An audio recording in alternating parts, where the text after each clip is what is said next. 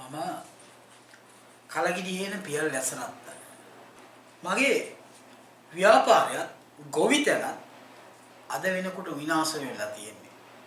ඒට හේතුව මීරිගම කෝකිලා ගුණවර්ධන මහත්මිය පාර්ලිමේන්තු මන්ත්‍රිනියගේ සඳුන් ගමගේ සහ ඔහුගේ මැර කණ්ඩායමක් මගේ ඉඩමක් අත්තනගාල්ලේ තියෙන ඉඩමක් මම රජයෙන් බදුගත්තු ඉඩමක් බලෙන් අල්ලගෙන අපිට චණ්ඩිපාට් දමමින් මම මෙතෙක් කල් වගා කරපිට විච්ච පොල් ටික කඩාගෙන අන්නාසි කඩාගෙන යනවා මේ රාජිත සේනාරත්න ඇමතුමාගේ මගේ මාළු මංකොල්ලේ සාක්ෂි සහිත ඔප්පු කරන්න පුළුවන් සාක්ෂි සහිතව මේ කෑගල්ල ඉඩම් කොමිෂන් සභාවේ අධ්‍යක්ෂකවරයා ඉරෝෂන් නැමැත්තා සහ කෝකිලා ගුණවර්ධන පාර්ලිමේන්තු මන්ත්‍රිනිය මේ කරන අසාධාරණයි.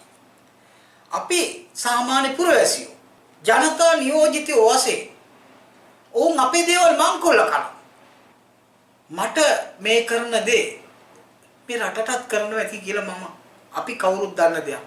ඇයි මම මේ සම්බන්ධව පොලිසියට පැමිණිල්ලක් කළ විට මට යන්න ලොකු බියක් තියෙනවා මොවුන් මැරුව නිසා මේ සියලු දේ කරන්නේ සඳුන් ගමගේ නැමැති මේ മന്ത്രിවරියගේ ලේකම්වරයෙක්.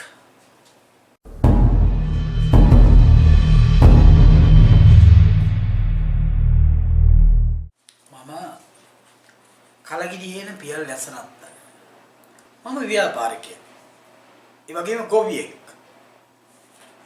මගේ ව්‍යාපාරයත් ගොවිතැනත් අද වෙනකොට විනාශ වෙලා තියෙන්නේ. ඒට හේතුව මේ දේශපාලඥයෝ නිසා. ප්‍රධාන වශයෙන් මීරිගම කෝකිලා ගුණවර්ධන මහත්මිය පාර්ලිමේන්තු මන්ත්‍රිනියගේ අනුග්‍රහය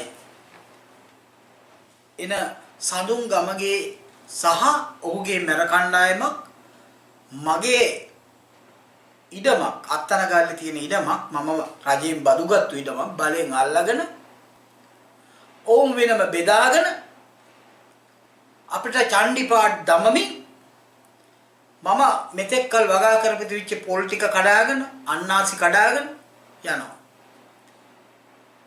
මොවුන්ට කිසිම නීත්‍යානුකූල බලයක් නැහැ. ඒක මම පැහැදිලිව දන්නවා. මම මේ සම්බන්ධව පොලිසියට පැමිණිල්ලක් කළ විට අතනගල්ලේ ස්ථානාධිපතිතුමාට ඉදිරිපත් කළ කෝකිලා ගුණවර්ධන පාර්ලිමේන්තු මන්ත්‍රිනිය අක්කර 5 ගානේ මුන්ට දෙන්න කියලා. ඒ අතරතුර කෑගල්ල ඉඩම් කොමිෂන් සභාවේ අධ්‍යක්ෂක ඉරෝෂන් නැමැති පුද්ගලයා ඔහුත් බලපත්‍රයක් ලබා දීලා තියෙනවා. ඔහු ලිපියක් දීලා තියෙනවා. හැබැයි මේ ඉඩම මට ඉඩම් කොමිෂන් සභාවේ ඔප්පු සහිතව බදු පදනමට ලබා දීලා තියෙන අවුරුදු 32කට. මේ පොඩි ගැටලුවක් නිසා මේ වෙන විට කොළඹ දිසාධිකරණයේ නඩුවක් විභාග වෙමින් පවතිනවා. ඒ විභාග වීමේ යන අතරතුර මෑතදී ඉඩම් කොමිෂන් සභාව සමග අපි සාකච්ඡාවක් කළා. එදී යම් එකකතාවයකට පත් වුණා. ඊතුරු වර්ෂ 12ට මට මගේ බදු කාලේ දික් කරන බවට. නමුත් ඒ අතරතුර මේ කෑගල්ල ඉඩම් කොමිෂන් සභාවේ අධ්‍යක්ෂකවරයා ඉරෝෂන් නැමැත්තා සහ කෝකිලා ගුණවර්ධන පාර්ලිමේන්තු මන්ත්‍රිනිය මේ කරන අසාධාරණයි. අපි සාමාන්‍ය පුරවැසියෝ මේ රටේ ආර්ථිකය කඩාගෙන වැටලා තියෙනවා. නිතරම කියන්නේ කුසිකාර්මයට යෙදෙන්න ගොවිතැන් කරන්න කියලා. නමුත් ජනතා නියෝජිතයෝ වශයෙන් ඔවුන් අපේ දේවල් මංකොල්ල කරනවා. අපිට ඔවුන්ගේ මැරයන් අපේ දේපල කොල්ලකමි අපිට මැර තරජනය කරමි මෙවැනි තත්ත්වයටපත් වෙන්න මොවුන්ගෙන් අපි බලාපොරොත්තුනේ ජනතා නියෝජිත වශයෙන් අපි බලාපොරොත්තු වෙන්නේ මේ දේද මට මේ කරන දේ මේ රටටත් කරනවා ඇති කියලා අපි කවුරුත් දන්න දෙයක්.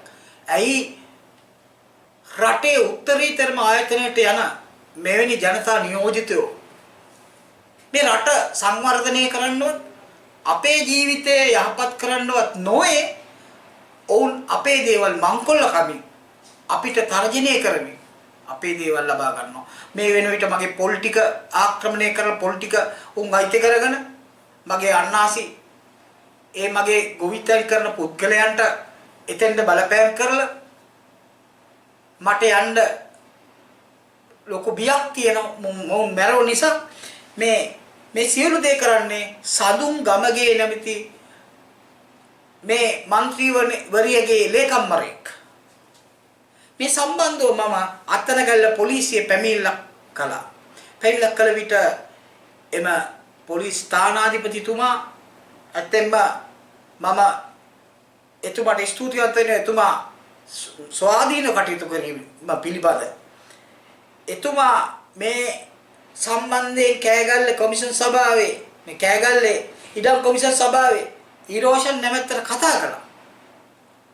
ඔව් නිර්දේශ කළා මෙම ඉඩම් ලබා දෙන්න කියලා. ඔහුගේ ලිපියකුත් තියෙනවා. ඇයි මෙහෙම කරන්නේ? අපිට මගේ ව්‍යාපාරේ මේ වෙනකොට බංකොලොත් වෙලා. මට ණය ගෙවන්න තියෙනවා. ගම්පහ NDB බැංකුවට විශාල ප්‍රමාණයක් දෙන්න තියෙනවා. සෙන්ට්‍රල් ෆිනෑන්ස් එකට නිට්ටඹුවේ දෙන්න තියෙනවා. ඉතින් මේ தත්ත්වය උඩ අපිට ජනතා නියෝජිතයෝ උදව් කරනවා හැර අපේ දේවල් මංකොල්ල කන්න නෙමෙයිනේ කරලා යුත්තේ. අපිට උදව් කරන්න. ඒ අතරතුර මගේ ව්‍යාපාරේ මේ කෙනෙක් තව එක්කෙනෙක් ඉන්නවා. මගේ ව්‍යාපාරේ බංකොලොත් වෙන්න හේතුව. ඒ තමයි රාජිත සේනාරත්න ඇමතිතුමා. එයා මගේ 2010 9 වෙනි මාසේ 16 වෙනිදා මම මගේ මිත්‍රයෙක් සමග මාළු වගේක් ගෙනාවා. එයා හරියට නීත්‍යානුකූලව ගෙන්නවේ බලපත්‍ර ඇතුව නිපෝන් මාරු කියන නැවෙන් ගෙන්නුවා. ඒ ගෙන්නපු වෙලාවේ රාජිත සේනාරත්න එවකට දීවර ඇමතිවරයා මගේ ලොරි 4ක් බලෙන් අරන් ගියා. වරායට ඇවිල්ලා කුණුහරුප කියමින් ගෙනිච්චේ. ඒ සම්බන්ධව අපිට කළ යුතු දෙයක් නැහැ. මොවුන් මෙර දේවල් කරමින් එම නිසා මම නිතරම මාළු ගනුදෙනු කරන්න ජපාන් රටට මම සල්ලිය දෙවුවා. ඒ අවස්ථාවේ ජපානයට සුනාමියක් ආපු නිසා මම එයින් සෑහෙන තත්ත්වයක මගේ ආර්ථිකය අපහසුතාවයටපත් වෙලා මගේ ව්‍යාපාර බංකොලොත් වුණා. මට එවකට ලක්ෂ 100කට වැඩිය මගේ මාළු ටික අරන් ගියා. මට තර්ජනය කරුවා තිබුණු මාළුත් ගේන්න කියලා. මේ සම්බන්ධව මේ වගේම ෆීලික්ස් ඇමතිතුමාගේ මාළු වගයක් ගෙනල්ලා ඒකත් බලෙන් අරන් ගිහිල්ලා තිනවා රාජ්‍ය සෙන්රා. ඒ වෙලාවේ ෆීලික්ස් පෙරේරා එතුමා කෑ ගහලා මොනවා හරි හේතුවකින් එතුමගේ මාළු ටික ආපහු දුන්නා. නමුත් අහිංසක ව්‍යාපාරිකයෙක් වෙන මට මගේ මාළු තොගේ ලබා දුන්නේ නැහැ. ඒ නොලැබීම නිසා මම අද බංකොලොත් තත්ත්වයටපත් වෙලා තියෙනවා. ඒ බංකොලොත් උන නිසා මම වගාවක් කරා. ඒ වගාවෙන් මට පොහොට්ටුවේ සිටින මීර්ගම සංවිධායකවරිය මගේ ඉඩම ලබා ගන්න. මේකද මහ ජනතාවට කරන්න ඕනේ. මේ රාජිත සේනාරත්න ඇමතුමාගේ මගේ මාළු මංකොල්ලේ සාක්ෂි සහිත ඔප්පු කරන්න පුළුවන්. සාක්ෂි සහිතව. මේ බොරුවක් නෙමෙයි. 2013 12 වෙනි මාසේ පළවෙනිදා ඉරිදා ලංකාදීපයට කියලා තියෙනවා. මේ සංවාදයේ ඇතුනේ ෆීලික්ස් පෙරේරා ඇමතුමා රාජිත් සේනාපතිට චෝදනා කරා. චෝදනාට උත්තරයක් වශයෙන් අන්න කිව්වා නිපෝන් මාරු බෝට්ටුවේ තියෙන මාළු තොගයක් මම අත්අඩංගුවට ගත්තා කියලා. මම ඒව ලබා ගත්තා කියලා. ඒක කියලා තියෙන්නේ රාජිත සේනරත් ඇමතුතුමාමයි. මේ අසාධාරණ පිළිබඳ ජනාධිපති මහින්ද රාජපක්ෂට ලිපි වලින් මම කිව්වා මගේ අසරණ තත්ත්වෙ මට මේ කර පාඩුව සම්බන්ධ වන්දියක් මට මුදලක් ලබා දෙන්න කිසිම දෙයක් උනේ නැහැ කුණු ගෝඩේට. ඊට පස්සේ මම වර්තමානයේ ජනාධිපති රනිල් වික්‍රමසිංහ එතකොට අගමැතිතුමා එතුමට දැන්නුවා. ඒකත් වැඩක් උනේ. දාන්නවන්න තියෙන සියලුම දෙනාට දැන්නුවා. මේ සියලුම දෙනා එකතු වෙලා අහිංසක අපේ මුදල් ලබා ගත්තා. අද මම බංකොලොත් වෙලා තියෙනවා ඕන කෙනෙකුට මම පියල් යසරත්න කලගිරියේන ඕන කෙනෙකුට පුළුවන් ගම්පහ NDB බැංකුවේ බලන්න ජාතික සංවර්ධන බැංකුව ඒකේ බලනකොට මම අදත් මට කතා කරනවා මට ගෙවා ගන්න විදියක් නැහැ සෙන්ට්‍රල් ෆිනෑන්ස් සමාගම නිට්ටඹුව මට ගෙවා ගන්න විදියක් නැහැ මෙන්න මේ ඇමතිවරු මේ මන්ත්‍රීවරු කෝකිලාලා වැනි අය අපේ දේවල් බංකොල්ල කරනවා අපේ දේවල් මැරලා දාලා ගන්නවා අපිට සහනයක් ලබා දෙන්න ඕන ජනතා නියෝජිතයෝ නේද මේකද කළ යුත්තේ මට කළ හැකි දෙයක් නොමැතුව තමයි අද මෙතෙන්ද ඇවිල්ලා මේ සියලුම දේ ප්‍රකාශ කරන්නේ මම ඉල්ලනවා මට කරුණා කරලා යම්කිසි තෙතමනයක් තියෙන බලධාරියෙක්කෝ දේශපාලඥයෙක්කෝ යම්කිසි කෙනෙක් ඉන්නවනම් මාගෙන සොයා බලලා මට මේ මාළු වලට වන්දි මුදලක් ලබා දෙන්න යම්කිසි කෙනෙක් කියන්න පුළුවන් නඩු දාන්න කියලා. ඒක තමයි අධිකරණයට. අධිකරණයට යන්න මට නීතිඥවරුන්ට ගෙවන්න මුදල් පවා නැහැ.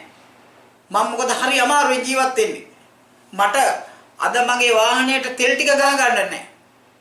මගේ ලයිට් බිල ගෙවා ගන්න විදිහක් නැහැ. එහෙම තියද්දි මට නීතිඥයට සල්ලි ගෙවා ගන්න බෑ. ඉතින් මම කරුණා කරලා ඉල්ලනවා මට එවකට ලක්ෂ 100කට වඩා පාඩුයි. බට ඒ කියන්නේ මාළු තොගේ වටිනාකම ලක්ෂ 100යි පිටරටට දුන්නේ ඒවා ලක්ෂ 500ක් විතර පාඩුයි. එහෙම මගේ ව්‍යාපාරේ බංකොලොත් වුණා. මං ඉල්ලා සිටිනවා මට යම්කිසි සහනයක් ලබා දෙන්න. මේ ඉන්නෝනේ මේ රටේ ප්‍රබල අය මේ මට සහනයක් ලබා දෙන්න. ඒ අතරතුර මම මේ වගාවක් කරලා ගොවිතැනක් කරලා අහිංසකමට ජීවත් වෙන මගේ